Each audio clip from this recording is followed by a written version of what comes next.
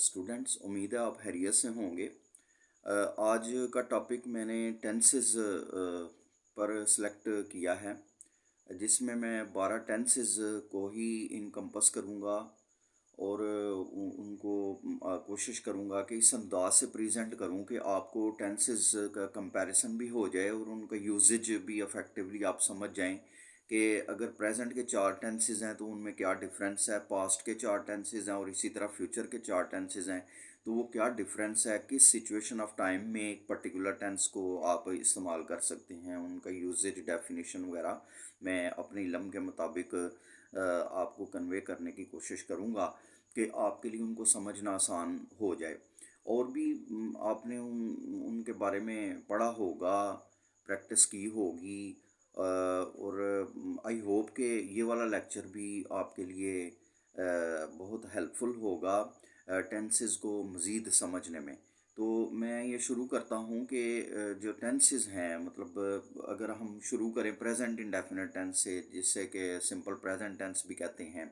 एक बात और भी है कि टेंसेस का नाम याद रखना स्टूडेंट का काम नहीं होता, लर्नर ऑफ इंग्लिश का काम नहीं। ये कोई प्रोफेसर या टीचर जो है वो उसको करता है, उनके जो नाम हैं याद रखने के लिए, कैटेगराइज करने के लिए कि ये फ़लाँ टेंस है।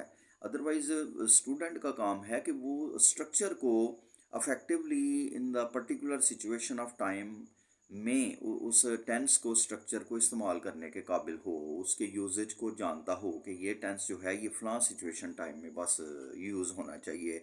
जैसे हेल्पिंग वर्ब हैं, तो वो उसके साथ जो फॉर्म ऑफ वर्ब है वो बस वो टेंस होता है। Helping verb plus form of verb, total 4 forms होती हैं 12 टेंसेस में, पैसिव वॉइस में, हर तरह के स्ट्रक्चर में। इंग्लिश में जो मेन वर्ब है उसकी टोटल 4 फॉर्म्स हैं। 3 फॉर्म्स आम जनरल पॉपुलर हैं, सबको पता है, और चौथी फॉर्म है आईएनजी। इन्फिनेटिव फॉर्म पहली फॉर्म के साथ आईएनजी ऐड करें तो वो चौथी फॉर्म होती है। टोटल 4 फॉर्म्स हैं। तो यही 12 टेंसेस में इनमें से कोई ना कोई फॉर्म इस्तेमाल होती है।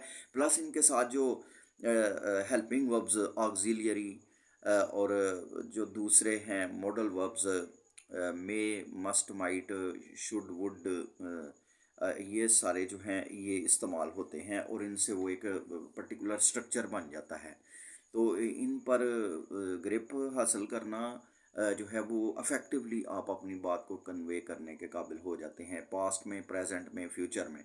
तो ये मैं शुरू करता हूँ। प्रेजेंट इंडेफिनिट टेंस है कि थोड़ा सा मैं आप बताऊँगा आपको कि जो इसमें ना एक हैबिट को डिस्क्राइब किया जाता है, रूटीन को, इंसान की जो 21 इन एवरी 24 आवर्स जो वो काम करता है उसको डिस्क्राइब करने के लिए हम प्रेजेंट इंडेफिनिट टेंस इस्तेमाल करते हैं कि ये उसकी यूजुअल रूटीन है। ये जारी नहीं, मतलब मुसलसल नहीं कर रहा, इस वक्त at the time of speaking नहीं कर रहा, बल्कि वो करता है। That is his routine, that he does it once in every 24 hours. तो ये प्रेजेंट इंडेफिनिट टेंस है।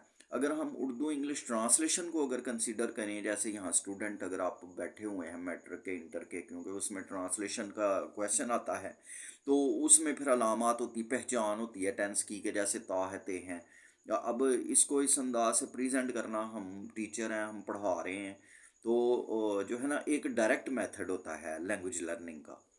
तो उसमें तो लेकिन बाइलिंगुअलिज्म भी है। बाइलिंगुअलिज्म में ये है कि आप मदर लैंग्वेज को इस्तेमाल करते हुए जो है वो टारगेट लैंग्वेज सिखाएं, तो उससे वो आसानतर हो जाता है समझना, समझाना। लेकिन अगर आप डायरेक्ट मेथड यूज़ करेंगे, आप जो है वो टारगेट लैंग्वेज में ही कन्वे करने की कोशिश करें, तो शायद स्टूडेंट को कई बातों की समझ ना आ सके। तो इसलिए बाइलिंगुअलिज्म भी एक अच्छा मेथड होता है, ताकि फैसिलिटेट हो जाए स्टूडेंट को समझने में, कॉन्सेप्ट को आसानी हो जाए। तो ये ट्रांसलेशन मेथड में उर्दू की अलामात की समझ रखना बहुत ज़रूरी है। जो टीचर्स ऑफ इंग्लिश हैं, स्टूडेंट्स ऑफ इंग्लिश हैं, वो जानते हैं कि मैं क्या कह रहा हूँ।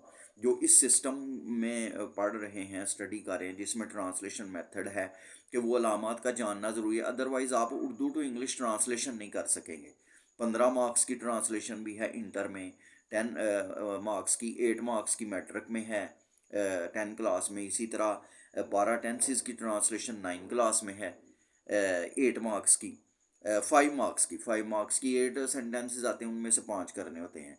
तो ये है कि इनमें अलामात का जानना ज़रूरी है। जैसे इसके ता है, ते हैं, कि वो रोज़ाना वर्जिश करता है, वो रोज़ाना सुबह सवेरे उठता है, तो इसमें ता है ते हैं की अलामत आ रही है प्रेजेंट इंडेफिनिट टेंस में, तो ये उसकी उर्दू की अलामत है। अगर आपने उर्दू टू इंग्लिश ट्रांसलेट करना है तो उसकी ये अलामत है। अब इसमें जो first form of the verb immediately after the subject इस्तेमाल होती है, ये इसका स्ट्रक्चर है कि आफ्टर द सब्जेक्ट। अगर इसमें डिटेल में जाएं तो ये बड़ा लॉन्ग लेक्चर हो जाएगा। मेरी कोशिश है कि मैं इसको इनकम्पस करूं, शायद ये पॉसिबल ना हो, 15 मिनट में लिमिट रखी हुई थी, लेकिन अभी तो ये मैं पहले टेंस में ही जो आ रहा हूँ। लेकिन खैर जो भी मैं इंफॉर्मेशन आपको बता रहा हूँ, जितनी भी बातें बताई हैं, आई होप कि आपके लिए वो हेल्पफुल होंगी।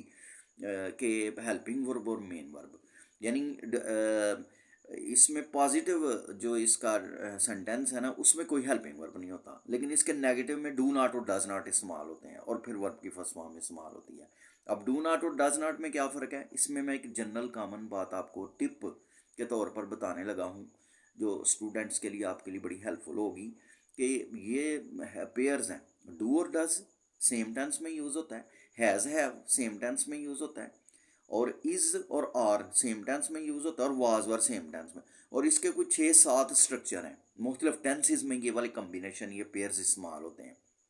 अब अगर आप कॉमन बात इसकी समझ जाएंगे ना, तो आप सिंगुलर वर्ब और प्लूरल वर्ब में फ़र्क कर सकेंगे, क्योंकि ग्रामर का रूल है सब्जेक्ट वर्ब एग्रीमेंट इसे कहते हैं, कि if the subject is singular the verb should also be singular, if the subject is plural the verb should also be plural. कि अगर सब्जेक्ट सिंगुलर हो तो वर्ब भी सिंगुलर होना चाहिए। अब सिंगुलर वर्ब क्या होता है, और अगर सब्जेक्ट प्लूरल हो तो वर्ब भी प्लूरल होना चाहिए। मतलब अगर आप फॉर द फर्स्ट टाइम ये सुन रहे हैं तो आपके लिए नई बात होगी, लेकिन जो स्टूडेंट टीचर इन बातों को जानते हैं वो भी कई इसमें कोई नुक्ता वो अखज़ कर लेंगे, सीख लेंगे। तो मैं एक कॉमन बात ये है कि ये जो पेयर्स है ना, इनमें इज़ वाज डज हैज़, इनमें कॉमन बात क्या है कि एस साउंड है, एस इनमें कॉमन साउंड है, तो दे आर सिंगुलर। ये चारों सिंगुलर वर्ब्स हैं। मतलब एक स्ट्रक्चर ये भी है ना पोजेशन वाला, कि he has a good book, और एक है he has done his work well, ये अब टेंस है, प्रेजेंट परफेक्ट टेंस। और he has a good book, ये पोजेशन वाला वो हैज़ हैव है, वहाँ भी एक ये डिफरेंट स्ट्रक्चर है, लेकिन इसमें फ़र्क आप कर सकेंगे कि हैज़ और हैव में फ़र्क क्या है, कि हैव प्लूरल है, क्योंकि उसमें एस साउंड नहीं है, और इसका पेयर जो हैज़ है वो एस साउंड है, तो वो सिंगुलर है, वो सिंगुलर सब्जेक्ट के साथ इस्तेमाल होगा। He has, Ali has, she has, it has, यानी सिंगुलर ग्रुप ऑफ प्रोनाउंस है ही शी इट या सिंगल नाउन, और प्लूरल ग्रुप ऑफ प्रोनाउंस या नाउन वो है अपना दे वी यू या आई। सिंगुलर है लेकिन आई अमूमन इसके साथ प्लूरल वर्ब इस्तेमाल होते हैं, I do not, I have, और वगैरह वगैरह। ठीक है, तो ये मतलब अपने इलम के मुताबिक मैं आपको बता रहा हूँ, टिप्स हैं कि जो है ना डू नॉट और डज नॉट ये सिंगुलर हैं, यानी डज जो है वो भी सिंगुलर है, इज भी सिंगुलर है, तो ये he does not, he is, he was, और ही हैज़, यानी ये सिंगुलर सब्जेक्ट के साथ ये सिंगुलर वर्ब। और वो जो इनके साथ जो पेयर्स हैं जिनमें एस साउंड नहीं है वो सारे प्लूरल हैं, वो प्लूरल सब्जेक्ट के साथ आएंगे। They have, they are, they were, they do not, ये कॉमन चीज़ इसमें आपको मैंने बता दिया। अब इसमें 6-7 स्ट्रक्चर आपके कवर हो जाएंगे जिसमें अमूमन स्टूडेंट गलती कर जाते हैं, जैसे ही do not go to school, इस तरह की गलती कॉमन, क्योंकि एक टीचर को अंदाज़ा होता है, पता होता है कि कॉमन में नॉन नेटिव कर सकता है, ये कोई इसमें किसी को मार्क करने की या उस ज़रूरत नहीं है कि भैया आपने ये कैसी गलती की है, ये एक्सपेक्टेड है, क्योंकि नॉन नेटिव इस तरह की गलती कर सकते हैं। न्यू लर्नर है एक स्टूडेंट, तो वो कर सकता है। तो लेकिन मैंने आपको ये बताया कि आप इस तरह की गलतियों से बच सकते हैं, इस तरह के अगर आप ये चीज़ें मद्देनज़र रखें।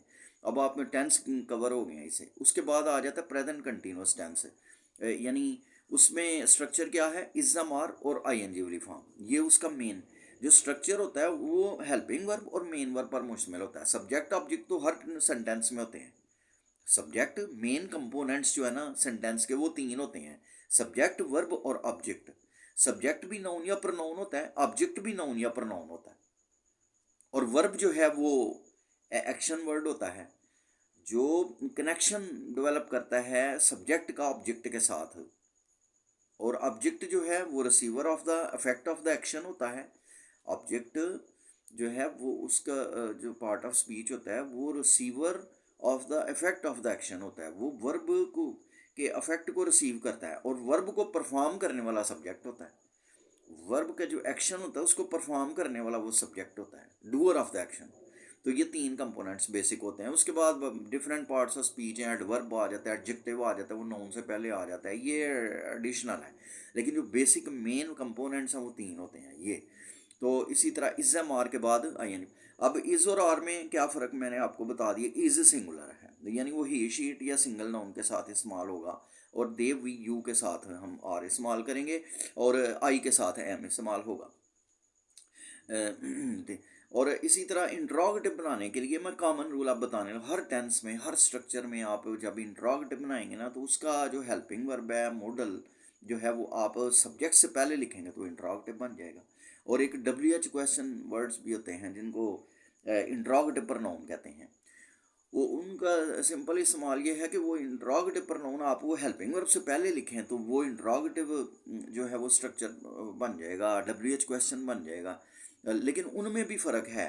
एक है when, why, where, how, whom, what, ये 6 हैं। When, why, where, how, whom, what, इनके साथ तरतीब ये है कि आगे हेल्पिंग वर्ब इस्तेमाल होगा, फिर सब्जेक्ट, फिर मेन वर्ब और फिर ऑब्जेक्ट, ये तरतीब है।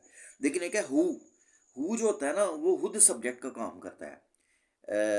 और उसके बाद आगे वर्ब मेन आ जाता है और फिर आगे ऑब्जेक्ट होता है। जैसे who was knocking at the door, इसमें सब्जेक्ट ये खुद हु होता है और इसका वर्ब सिंगुलर होता है।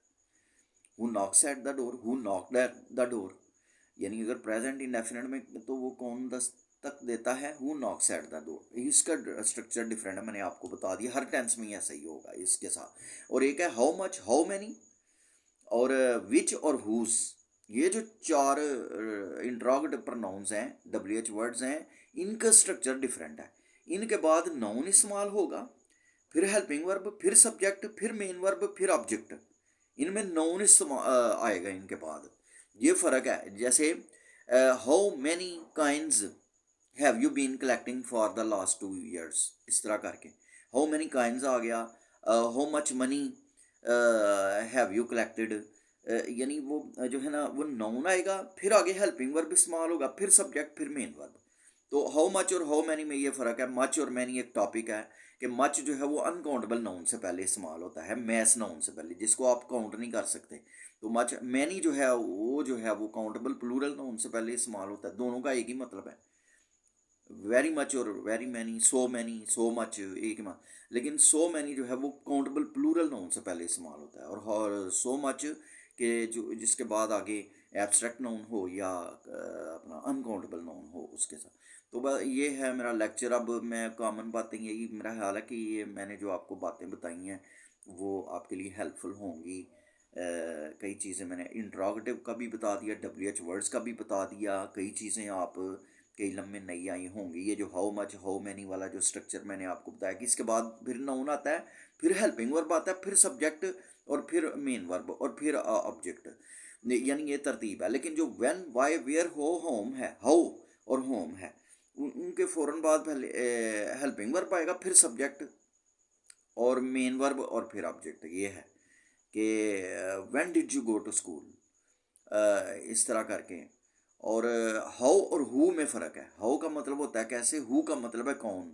ये स्टूडेंट आम कॉमन मिस्टेक करते हैं, ये भी मैंने आपको बता दी कि डिफरेंस का आपने ख्याल रखना है। कि हाउ का तो आम होगा ना स्ट्रक्चर कि how did you manage it, how did you travel, आपने कैसे, यानी वो तरतीब। लेकिन हु जो है उसके साथ आगे सब्जेक्ट नहीं होगा, हु खुद सब्जेक्ट का काम करता है। बस वो जो आगे जो टेंस होगा, एक पास्ट इंडेफिनिट जो है उसमें हेल्पिंग वर्ब नहीं होता, वो उसका खुद मेन वर्ब इस्तेमाल हो, सेकंड फॉर्म इस्तेमाल होती है। पास्ट इंडेफिनिट में सेकंड फॉर्म पॉजिटिव स्ट्रक्चर में, उसके नेगेटिव में डिड नॉट के बाद फिर वर्ब की फर्स्ट फॉर्म लिखते हैं। तो ये मेरी कोशिश थी कि मैं 12 टेंसेस को कवर करता, लेकिन वो पॉसिबल नहीं हुआ। लेकिन कई बातें फिर भी मैंने आपसे शेयर की हैं, आई होप कि आपने उनसे सीखा होगा।